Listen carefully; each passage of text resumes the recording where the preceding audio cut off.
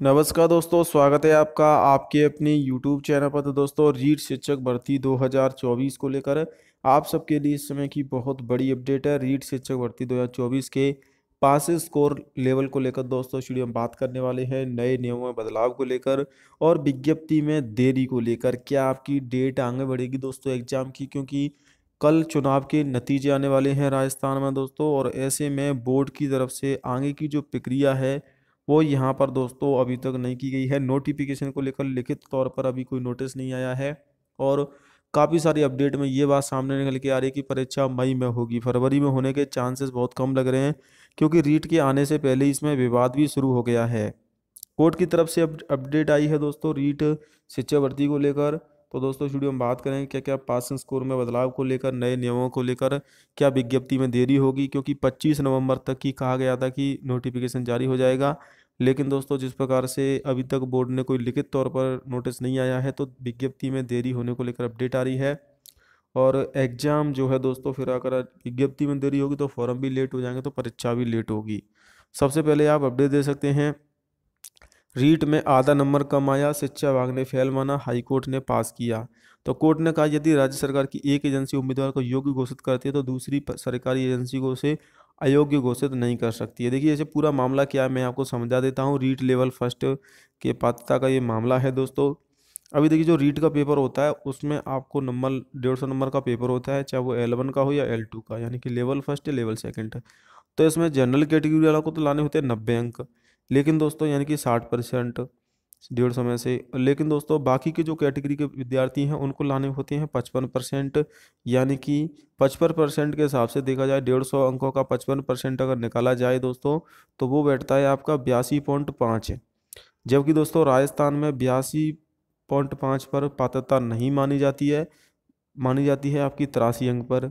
तो ऐसे में 0.5 नंबर का इसमें डिफरेंट रहता है। इसीलिए दोस्तों और जो सीटेट का पेपर होता है या बाकी जितनी भी एजेंसियां हैं जो परीक्षा कराती हैं, वो आपकी 82 नंबर पर पास मानती हैं, लेकिन राजस्थान में 83 अंक पर माना जाता है। हालांकि 82.5 पर होता है, पूरा 83 पर भी नहीं होता है। तो इसीलिए हाईकोर्ट ने ये आदेश दिया है कि जिनके 82 अंक हैं उनको भी पास माना जाए। इसीलिए दोस्तों आपको ये जो नंबर है इसकी वजह से जो मामला है पासिंग स्कोर का, इसमें काफ़ी चेंजेस हुए हैं। और कोर्ट ने अंकों के आधार पर नहीं कर सकते हैं, वंचित मानकों को पूरा करता है, क्योंकि 0.5 है तो उसे पात्रता प्रमाण पत्र दिया जाना चाहिए। इसको लेकर ये रिट याचिका लगाई गई थी। जिन्होंने 2022 में या 21 में पेपर दिया था उनके द्वारा रिट याचिका लगाई गई थी, उसको पात्रता नहीं दी गई थी। और इसमें आपका नेगेटिव मार्किंग नहीं है। नेगेटिव मार्किंग नहीं होने की वजह से दोस्तों 82.5% अंक लाना टफ है। इतने अंक नहीं आ सकते, या तो आपके सीधे 83 आएंगे या फिर 82 अंक आएंगे, क्योंकि इसमें नेगेटिव मार्किंग नहीं है। इसीलिए दोस्तों इस बार आपकी नेगेटिव मार्किंग है, तो इस बार आपका इसमें बदलाव हो सकता है। तो आप तो कोशिश करें कि 83+ ही नंबर लाएं, 82 की ना सोचें, क्योंकि 82 की राउंड के कट ऑफ जो जारी की जाती है उसकी वजह से काफ़ी सारे स्टूडेंट को दिक्कतों का सामना करना पड़ा है। क्योंकि अगर आप 82 पर मानते हो तो फिर वो 54.67% हो जाता है, फिर वो 55% से कम हो जाता है।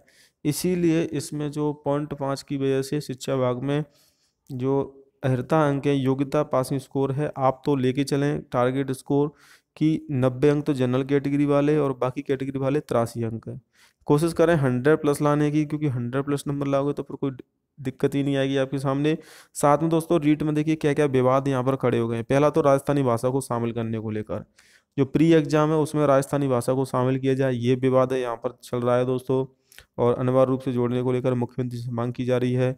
तो पहला ये है। दूसरा है दोस्तों इसमें आपका आरक्षण को लेकर, रीट के खिलाड़ी जो खिलाड़ी हैं वो भी रीट में आरक्षण की मांग कर रहे हैं, जबकि ये एक पात्रता परीक्षा है। तो ये दूसरा इसमें विवाद चल रहा है। तीसरा इसमें नेगेटिव मार्किंग भी है। तो 3 4 इसमें विवाद पहले से ही आ गए हैं दोस्तों, रीट की विज्ञप्ति जारी होने से पहले ही। तो अब देखना होगा क्या अपडेट रहती है दोस्तों। 25 नवंबर की बोला गया है कि विज्ञप्ति जारी कर देंगे। 2 दिन बाद आपका 25 नवंबर है, लेकिन अभी लिखित तौर पर कोई भी यहाँ पर नोटिस नहीं दिया गया है, कोई भी अपडेट नहीं आई है, अधिकृत नोटिस नहीं दिया गया है।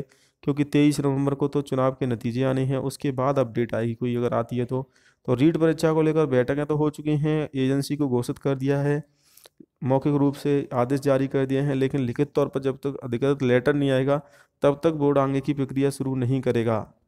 और जिस प्रकार से रीट में विवाद लगातार बढ़ता जा रहा है, चाहे वो आरक्षण को लेकर हो, राजस्थानी भाषा को शामिल करने को लेकर, क्योंकि राजस्थानी भाषा का कुछ जिले इसमें विरोध भी करेंगे, क्योंकि वहाँ पर राजस्थानी नाम मात्र के बराबर बोली जाती है, जैसे कि भरतपुर है, करौली है, धौलपुर है। इन जिलों में जो राजस्थानी भाषा है वो बहुत कम यूज की जाती है, उनको समझ में भी कम आती है, क्योंकि वहाँ यूज नहीं करते, क्योंकि यूपी और एमपी का बॉर्डर है।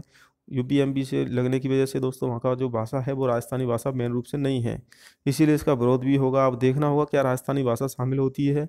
मांग तो चल रही है, लेकिन अगर मांग चलती है तो राजस्थान उच्च न्यायालय में लंबित मामला है रीट में राजस्थानी भाषा को शामिल करने को लेकर, जिसकी सुनवाई 26 नवंबर को होनी है। ये दे सकते हैं 26 नवंबर को इसकी सुनवाई होनी है।